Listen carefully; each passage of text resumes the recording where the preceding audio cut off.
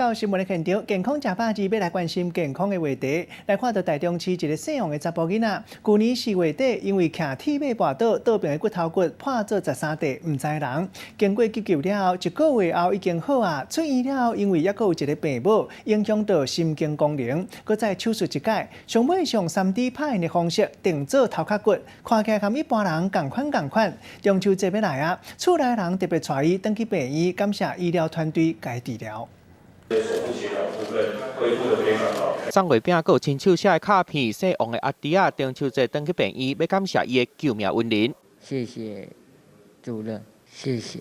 随王讲话，还有小可骑行路嘛惊甲无啥会知，不过甲去年4月车祸拄发生的时阵比起来，已经进步真多啊。还是要继续复健呢。他语言上面，他有上语言课，现在讲话是有比较好一点，还是一句一句慢慢讲。去年4月28号，这个阿弟仔甲同学小少去骑脚踏车的时阵，无细离摔坐重伤，过3点钟了后，才互人发现送去病院。迄当阵伊的头骨摔甲变做13块，两骨刷位分泌指数干那剩3，病院嘛发病危通知出来。不过这个国校的卡古球球队的队长要活落去的意志足强的，1个月了后人就精神啊。谢谢大家。迄当阵伫病院办国校的毕业典礼。 这1年来，伊一直复健，即马重新搁徛起来。伫中秋节进前，上想要感谢的就是救伊的医疗团队。当然，医生的职责就是救人嘛，但是救久了变成一种工作。